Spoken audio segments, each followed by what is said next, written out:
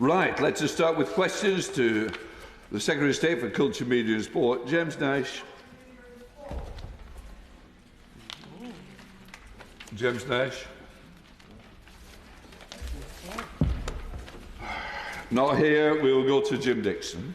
Thank you, Mr. Speaker. Number 2. Minister. Thank you, Mr. Speaker. The Government is committed to creating thriving community spaces, including community centres, youth clubs and sports facilities, which offer vital resources for communities across the country. My department is allocating over £85 million of funding in 25-26 to create fit-for-purpose, welcoming spaces for young people, including launching the Better Youth Spaces Fund. Jim Dickson. Thank you, Mr. Speaker, and can I thank the Minister for her reply. Swanscombe Pavilion in my constituency is at the heart of the Swanscombe community. It hosts dedicated lunch clubs for older people, provided in the past a hub for local sports teams and was a venue local people could hire for parties. The building has now fallen into disrepair, with the Town Council searching desperately for the funds to rebuild or refurbish it, having been unable to obtain funding through the Youth Investment Fund or the Community Ownership Fund. What guidance could the Minister offer on how we bring this crucial building back into community use? Well, I thank the Honourable Member for raising this question. I'm very pleased that the Honourable Member was able to meet with Minister Norris from the Department of Housing, Communities and Local Government on Monday to discuss this issue, which falls in his remit. As a local MP myself, I of course know from my own constituency the importance that community spaces play supporting local groups and the huge benefit they bring locally. The Government encourages community groups seeking funding to use the tools available on the My Community website, which helps suggest funding sources, alongside the feedback on their unsuccessful application to the Community Ownership Fund that the local council should have received. I hope that this information will help them work out their next steps. Obese-Jecty. Thank you, Mr. Speaker. Community spaces are crucial hubs for so many people, and amongst those, our churches play a key role. All Saints Parish Church in Hertford, in my constituency of Huntingdon, has been in its beautiful riverside location for almost 1,000 years. Over the past 6 years, it's been able to reclaim £50,000 worth of VAT using the listed places of worship grant scheme, including repairs to the tower, refurbishment of the bells and rebuilding the church organ. Will the Government be extending the listed places of worship grant scheme beyond 2025, and if so, what will the allocation be? I'm grateful to the Honourable for that question. This issue does fall within my ministerial colleague's remit, and he will be answering a question on it later, but the Government is working on it. Question number 3, please, Mr. Speaker. We aim to get up a statutory registration system for short-term lets very soon, not least because we want to make sure that local authorities have all the data they need to be able to assess the local accommodation needs, and also so that there's a level playing field between different kinds of accommodation. Joe Powell.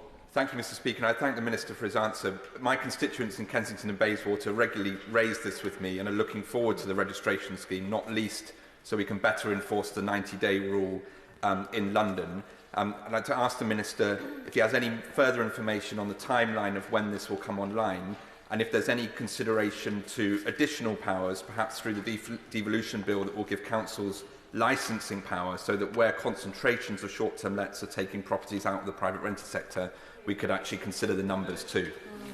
Well, there's 2 questions there in a way. First of all, about the timing, and we've already done the initial phase. I hope we'll be able to make an announcement fairly soon about the technical issues that we hope to get up and running this year. But the second point is an important one. What is the final purpose of this registration scheme? And we are in discussions with the Ministry for Housing and Local Government, because we want to make sure that if this scheme works, that it really delivers what people want, which is a really strong local visitor economy, but also we don't want to undermine local housing strategies. Farron. Holiday lets play an important part of the tourism economy. 20 million people visit the lakes every year and they need somewhere to stay. Having said that, in the last 5 years especially, we've seen a gobbling up of the long-term private rented sector and local people forced out by a massive growth in short-term lets. Will he speak more then with the Planning Minister about how planning law can be changed so councils and local national parks can put a limit on the number of short-term lets in the community and also take action on second homes too? I 100% agree with every single thing he said, and I will do as he urges. Matt. Question 4, please. Secretary of State. Thank you very much. We've wasted no time in cracking on with the National Youth Strategy.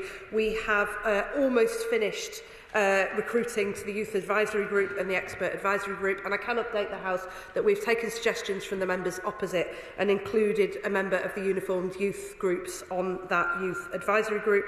They will meet for the first time in late January and early February. My officials are reviewing the existing evidence base, which they will consider, and we are launching the strategy in summer with an interim report expected in spring.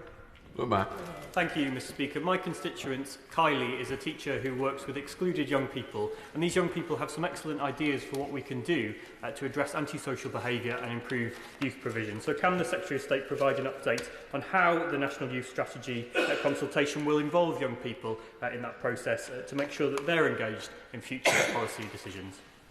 We are absolutely determined to put young people back in charge of their own destiny. They know better than we do the challenges that they face and often are better at identifying the solutions.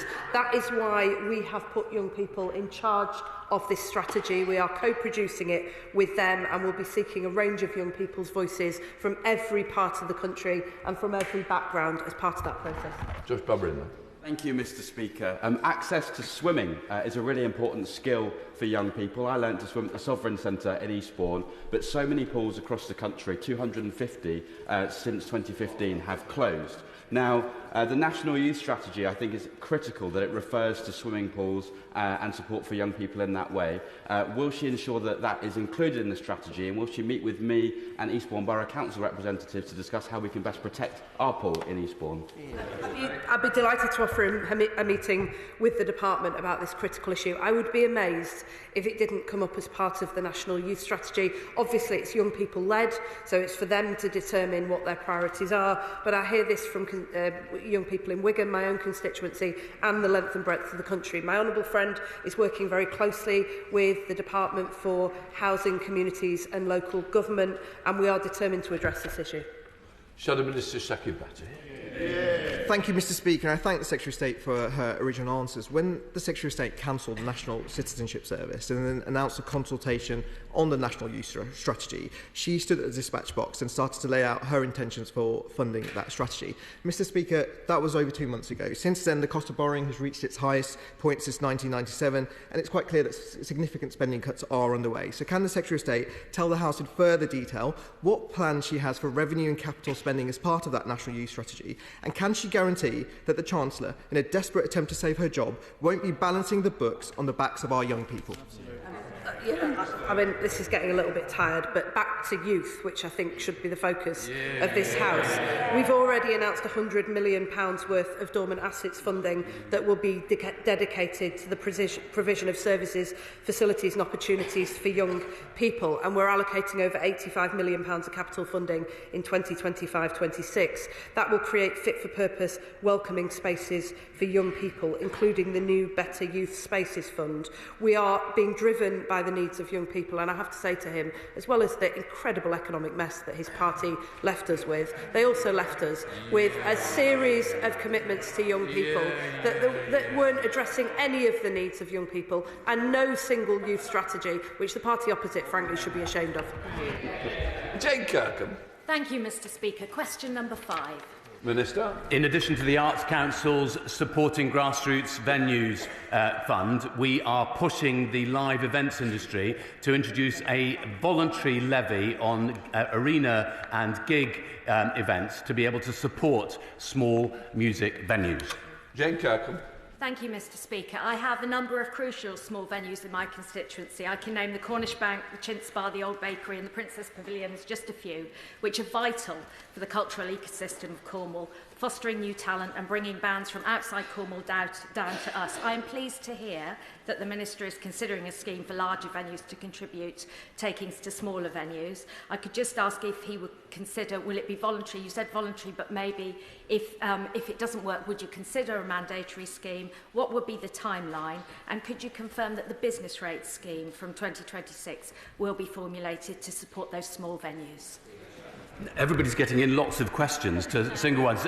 So, first of all, if it doesn't happen voluntarily, will we go statutory? Yes, the answer is yes. But I'm very hopeful that we will have a voluntary scheme up and running. I've already met with the industry, and I think we're moving in that direction. She's absolutely right about the provisions for business rates. Obviously, we've introduced the 40% relief now, and we've said that any business that has a rateable value of less than $500,000 will get even a better deal next year. I should just say, I think Roger Taylor from Queen is from her, went to school at Truro. And Mr. Speaker, you will know, I'm sure, that it's Sade's birthday, one of Britain's greatest singers. And I know you're a smooth operator. Yes. I think we'll leave it with the chair of the Select Committee to come back.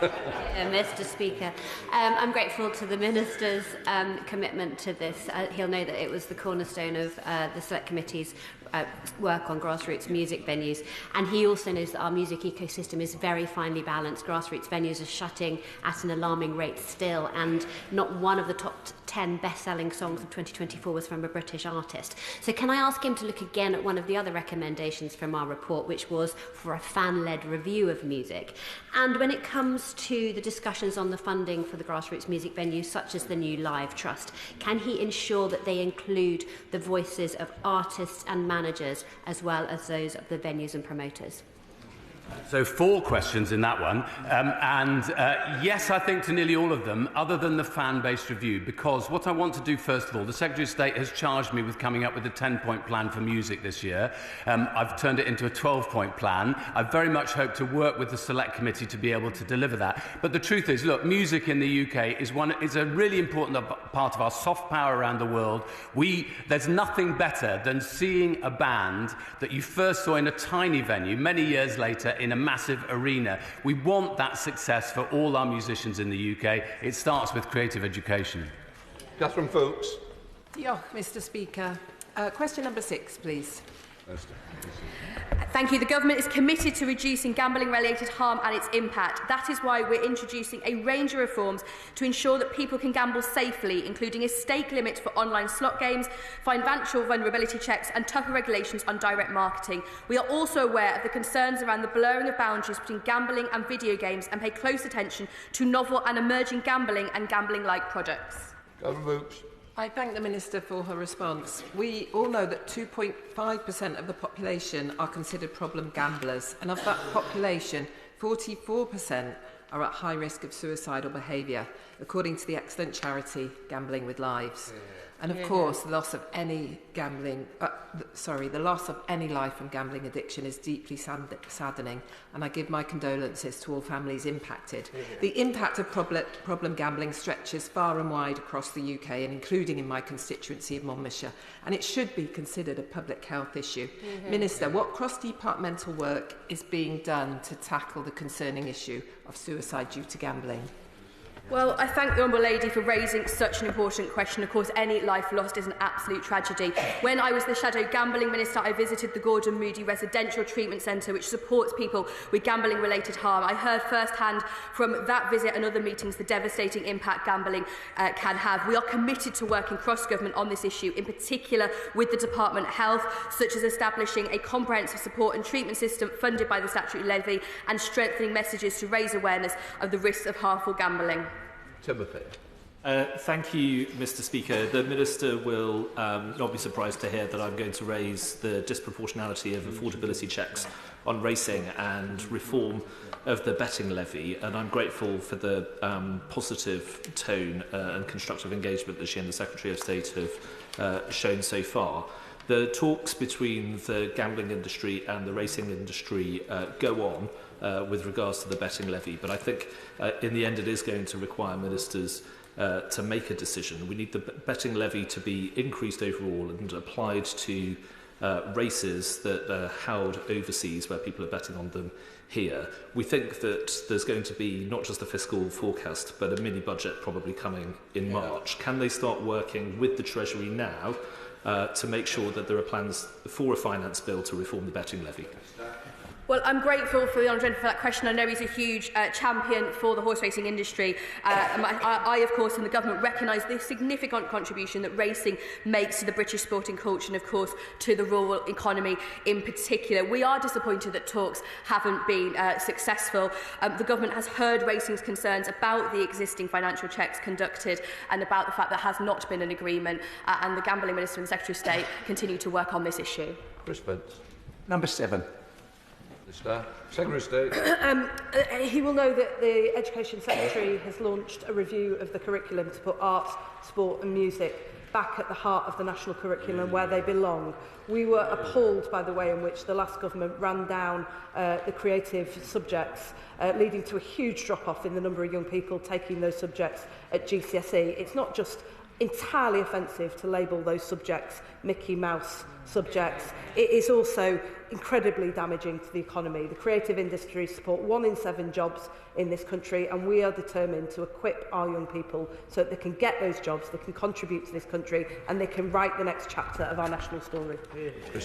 Thank you, Mr. Speaker, and thank you to the Secretary of State for her answer. Every young person deserves the opportunity to experience the magic of music, and thanks to wonderful organisations in my constituency of Harlow, like Rock School and Livewire, many get that opportunity, but not all of them. Can I ask what the Secretary of State is doing to work with the Secretary of State of Education to ensure that young people get the opportunity to discover their talent wherever they come from? Well, he's absolutely right that talent is everywhere, but opportunity is not, and we're determined that that is going to change. I'm not sure that I recently went on a visit with Ed Sheeran to his old 38, says the Minister, where in Ipswich they are creating an entire ecosystem through from equipping young people with those skills and that love of music at school, all the way through to being able to perform at smaller live music venues, larger live music venues, and get the skills that they need to work in the music industry. That is a model that we would like to replicate around the country. We're working with the newly formed Ed Sheeran Foundation and others in order to progress this. And as my honourable friend mentioned earlier, I've asked him to come up with a 10-point plan to support the music industry. By the time we finish, it will probably be about 100 points. But we make no apologies for wanting to grip this issue and bring the magic of music to every child in the country. As the Secretary of State will know, Scotland's budget commits a landmark £34 million uplift in cultural spending, with £20 million going to Create Scotland, supporting creative education measures such as Systema Scotland and this Youth Music Initiative. Will she therefore encourage her Scottish Labour colleagues to get behind this spending and vote for this budget? Well, I can tell him that I recently met with some incredible groups from Scotland who are doing great work through charitable trusts in order to extend the power of music to every child in Scotland, and with a particular emphasis on children in care, which we really welcome and we'd like to seek to replicate. They're also creating music libraries all over Scotland to ensure that young people have access to instruments. It's something that I've discussed with my counterpart in the Scottish Government, Angus Robertson. This government wants a much more constructive relationship with the Scottish Government. I think when it comes to music, there should be party political differences laid aside, and we should be working together to make sure that all young people can access the magic that music brings. Davis. Question number 8, Mr. Speaker. With permission, Mr. Speaker, I will answer questions 8 and 10 together. Grassroots sports clubs are the beating heart of communities up and down the country. The government is acting to support grassroots sport through our ongoing investment into Sport England and the delivery of our £123 million multi-sport grassroots facilities programme. Paul Davis. I recently met the Football Foundation. They're dedicated to transforming grassroots football in England by funding and developing community facilities. Their work includes building and refurbishing pitches, clubhouses and changing rooms, ensuring everybody has access to quality football environments. By investing in grassroots football, they aim to improve participation, improve health and strengthen communities. Can the Minister advise what assessment her department's made of the impact of biodiversity net gain requirements on investment into community sports facilities? Well, I'm grateful to the Honourable Gentleman. Biodiversity net gain is a legal requirement for all new developments, and it's not specific to sports facilities. The Government is working with Sport England, the Football Foundation and wider grassroots sport to help reduce the sector's impact on the environment. And this, of course, includes supporting these organisations to meet their obligations regarding biodiversity net gain. I understand that the Football Foundation will be meeting with DEFRA, who oversee the implementation of biodiversity net gain, to discuss this issue further. Kevin Bonavia. Thank you, Mr Speaker. I'd also like to thank the Minister for her response. In my constituency last year, the Stevenage Football Club Foundation delivered over 9,000 hours of activity in grassroots sports and engaged over 15,000 participants, generating nearly £10.7 million worth of social value. And it's not just in my constituency. Last year, the 72 English Football League community club organisations delivered over £1.2 billion worth of social value across this country. So will the Minister commit to supporting local community club organisations like the Stevenage FC Foundation in engaging local people and directly supporting communities? Thank you. Well, I of course do. I pay tribute to the Stevenage FC Foundation and the many other community organisations up and down the country for their important work. Local community club organisations use the power of sport to change lives through charitable and community activities, often through delivery of a range of areas from health to wellbeing and employment. I have seen it in my own area of Barnsley with Reds in the community and the brilliant work they do across my town. Dr Luke Evans. Thank you, Mr Speaker. Now, there are growing storm clouds in rugby union.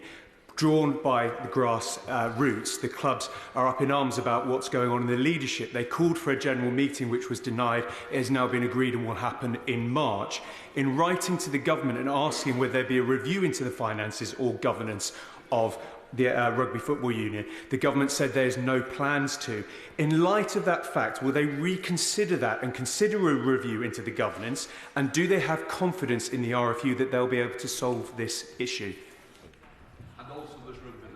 Of course, Mr Speaker, we would not forget that. I'm really grateful to the honourable gentleman for raising this incredibly important point. Of course, national governing bodies are independent of government, and it is for the RFU to answer for their approach. The DCMS, of course, notes that the chair of the RFU stood down recently. Myself and the Secretary of State meet regularly with rugby stakeholders. We will continue to do so. It's, of course, a very important issue, which I'm grateful for him raising. Jim Shannon.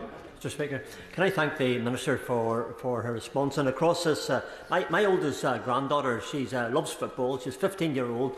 Goals is where she plays. The interest in girls and ladies football in Northern Ireland is exceptional, as it is here in the mainland. Can I ask the Minister, I know the Minister is committed to this, can I ask the Minister what has been done to ensure that the promotion of girls and women's football across this great United Kingdom of Great Britain and Northern Ireland is done to their advantage? Thank you.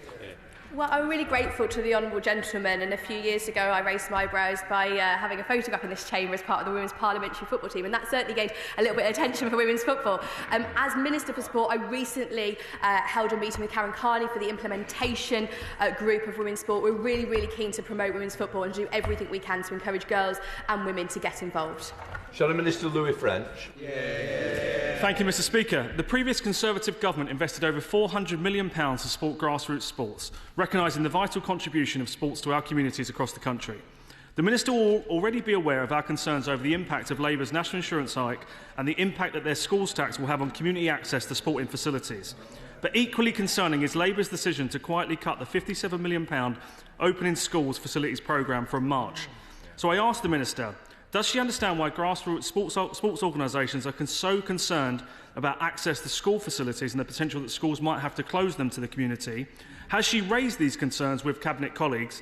And what measures are her department taking to support access to grassroots sport for over 200,000 people who previously benefited from Conservative programmes? I think that was 6 questions rather than 1. I don't be taking any lectures from the honourable gentleman on the state of the economy and the inheritance that we received. This government is a huge champion for grassroots sport. We will continue to do so. Max Wilkinson, Liberal Democrat spokesperson. Thank you, Mr Speaker. Sport and physical activity must play a bigger part in the debate in our nation's collective health and the future of health services. Sport England reports that almost 1 in 3 children are classed as inactive. More than a third of adults do not meet the Chief Medical Officer's recommendations for physical activity. Sedentary lifestyles are associated with 1 in 6 deaths, and obesity costs the economy £58 billion per year. These are truly shocking statistics that we all should be ashamed of. So what are ministers in this department doing to talk to their colleagues in other departments, most notably health, to ensure an increased focus on physical activity as a way to improve our nation's physical and mental health? Really grateful to the Honourable Gentleman for that important question. Through our health missions and the Health Mission Board, we work really closely across government. This is an absolutely pivotal issue. Sport plays a huge part in getting people more active. I know that from my own area, over 30% of people in Barnsley are inactive. Indeed, just yesterday I met with the Richmond Group of Charities who work on this sort of issue, and I continue to have both government meetings but also with stakeholders, and we really, really do want to make progress in this area. Question number 9, Mr. Speaker. This government takes very seriously reliable sources of news. I've already started initial discussions with the BBC about the Charter Review and the future of the licence fee. We're also working closely with local media on a local media strategy. We saw the importance of local news over the summer in tackling disinformation during the riots and civil unrest. We are determined to provide a level playing field for local and regional newspapers to ensure that they can continue to thrive. Thank you, Mr. Speaker. I thank the Secretary of State for her answer. Mr. Speaker, in the past few weeks, we have seen the spread of disinformation using online platforms and the proliferation of misinformation on an industrial scale. Attempts to destabilise the government and throw off public discourse do not have Britain's best interests at heart. I've been contacted by multiple constituents in Stratford and Bow who, like me, are deeply concerned about the unchecked ability of foreign billionaires to impact British democracy and news. And as a member of the Foreign Affairs Committee, I've heard witnesses talk about the impact on this globally. What assurances can the Minister provide my constituents that the government is taking the threat of foreign disinformation seriously? Can I thank her for her question? And one of the reasons that my honourable friend, the Foreign Secretary, provided an uplift to the BBC World Service this year was precisely for that reason. I have to say to her as well, as she mentions foreign billionaires, unlike the party opposite, we have no intention of conducting government by social media. While they amplify the noise and conspiracy theories, we are cracking on with delivering for people in the real world where most of us spend our time. Now on Topicals, Rebecca Smith. Come on, Mr. Speaker. This is topical. Oh, sorry. We're moving very fast. It's almost like we've done this before, Mr. Speaker. We are wasting no time in standing up for people and fighting their corner. We're taking on the ticket touts, working with CISA to tackle harassment in the creative industries, and working with Jewish leaders to tackle anti-Semitism in the arts. We will take every action necessary to progress the Football Governance Bill through the House of Lords and deliver for football fans. We've launched the AI copyright consultation and convened the Creative Industries Council under its new chair, Baroness Shriti Vadera. And tomorrow, I will be in the great town of Gateshead to host the first Creative Growth Summit to bring good jobs and growth to every part of the United Kingdom. Rebecca Smith. Thank you, Mr. Speaker. Gables, an animal rescue charity in my constituency who I met with before Christmas, and the Devon Mental Health Alliance have both shared the negative impact the increase to employers' national insurance contributions will have on their service delivery. For Gables, it's a £22,000 increase to their costs. For DMHA, it decreases the amount of services they can provide, which are over-needed to ease local NHS pressures. What hope can the Secretary of State offer them for the future?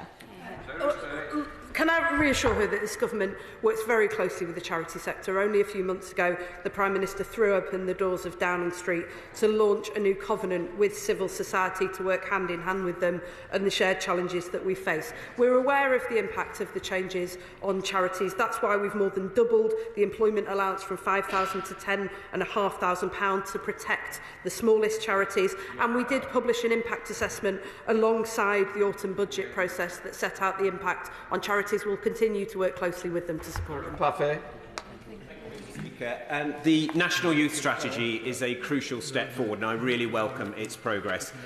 Could the Secretary of State outline how new youth programmes such as the Better Youth Spaces initiative will help to rebuild facilities in Southampton-Itchen where years of Conservative government cuts have really impacted opportunities for our young people? I'm very grateful to the Honourable Gentleman for that important question. We fully acknowledge the challenges faced by the sector and the challenging needs of young people. This strategy will help us move forward from a one-size-fits-all approach from central government, bringing back power to young people and their communities and rebuilding a thriving and sustainable youth sector. Secretary of State Stuart Andrew. Thank you very much, Mr. Speaker, and a Happy New Year to you, to the front bench and to the whole House. January is traditionally a time where people commit to exercise more, and as a perfect opportunity to encourage a more active nation. Bingo, I knew he would do that.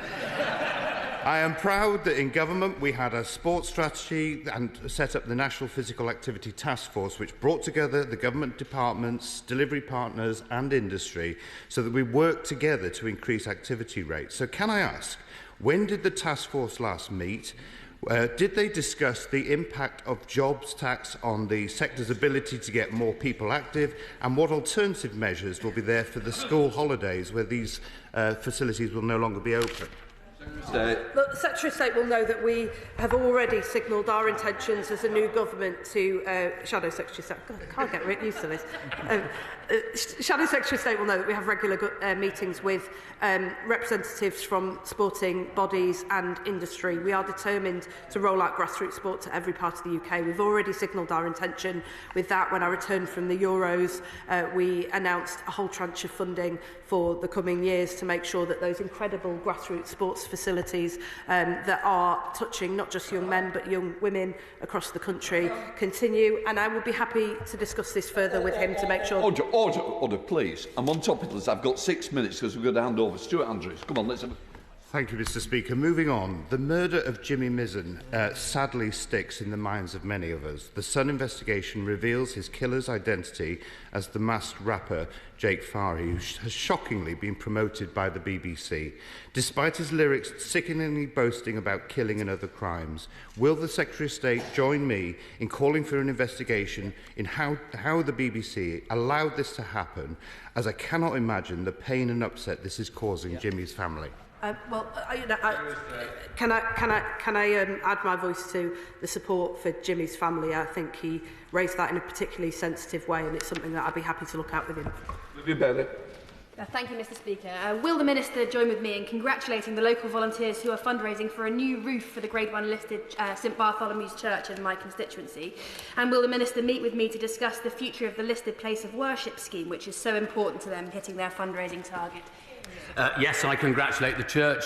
I know there are lots of people in the who are interested in the future of the fund. I think the best way of describing how the Department is approaching this is to quote the hymn, God is working his purpose out as year succeeds to year. Nearer and nearer comes the time that will surely be when we'll enact... We're a hub house!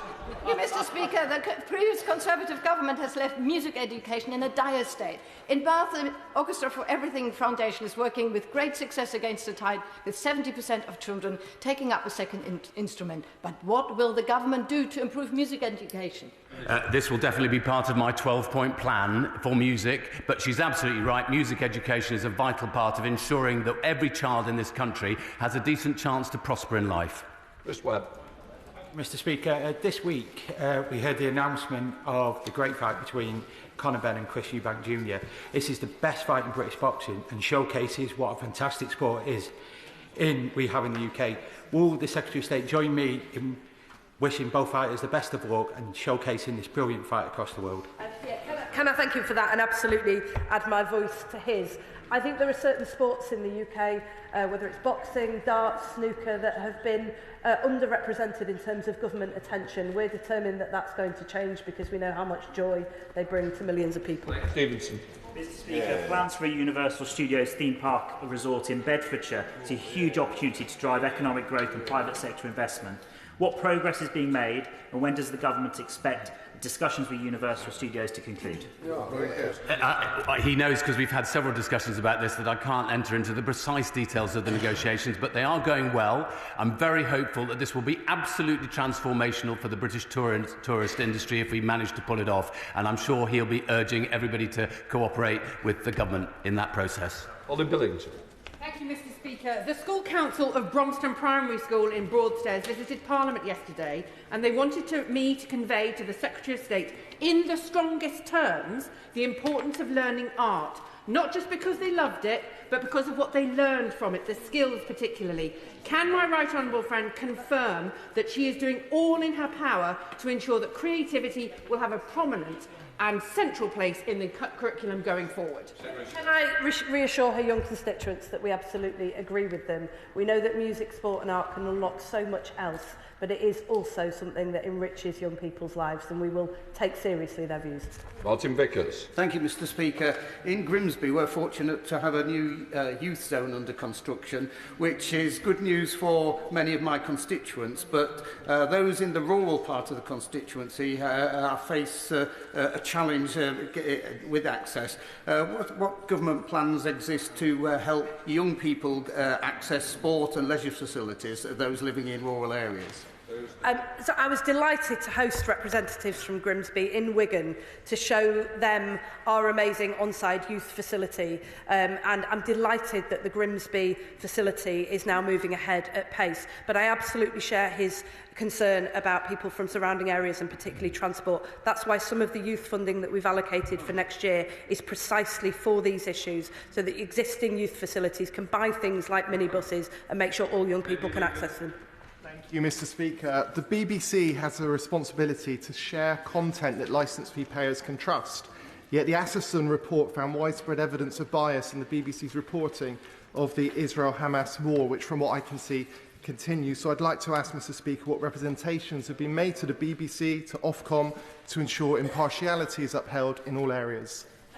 Can I thank him for raising this? When I met with representatives from the Jewish community recently about anti-Semitism in the arts, I was shocked and horrified by some of the experiences, and we are working closely with them to tackle it. I can confirm to him that I have raised this issue directly with the BBC Director General. I'm aware that the BBC gets criticism from all sides about its reporting and have a difficult balance to strike, but we're determined to work with them to support them to get it right. Sir Ashley Fox. Thank you, Mr. Speaker. Tourism is very important to Burnham-on-Sea, Barrow and Breen in my constituency.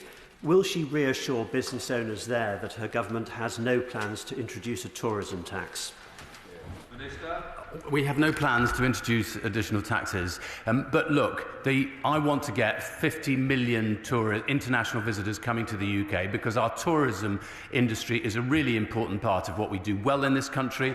And that's why I'll be hosting the first Visitor Economy Advisory Council on Monday morning.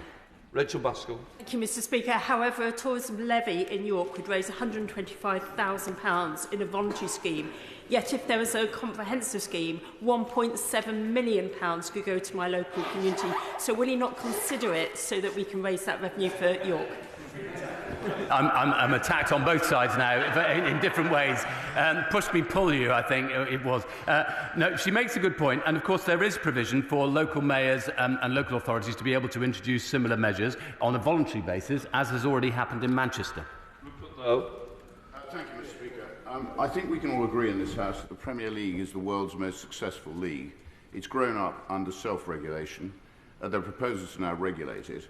It transposes soft power across the world. It raises huge amounts of revenue for the government. Looking at the Financial Services Market Act and the damage that's done to the London Stock Exchange and other markets, will the government take responsibility if football declines after they introduce a football regulation? Well, let me say this to him, that the football is an ecosystem, and we work very closely with the Premier League. It is a crown jewel of British exports and brings joy to millions of people all over the world. But the fact is that there are far too many football clubs that are currently unsustainable. They suffer from poor ownership, poor financial flow. The Football Governance Bill was in our manifesto, and it was in the parties opposite, and we will not be blocked by unelected peers from enacting what was a manifesto commitment and making good on that promise for football fans. Question, Melanie Ward. Thank you, Mr. Speaker. Kirkcaldy Community Football Partnership does an amazing job in my constituency, supporting a number of local football clubs, including Kirkcaldy and Dyser FC and Temple Hall United. They also run an over-35s walking football team, which is of particular interest to me. They badly need funding for a new synthetic all-weather pitch, and I wonder if the Minister agrees with me that this is an important cause deserving of support. Well, I'm grateful to the lady. It is incredibly important. I would suggest that she reaches out to the Football Foundation, and I'm happy to set that meeting up for her. Excellent. We now come to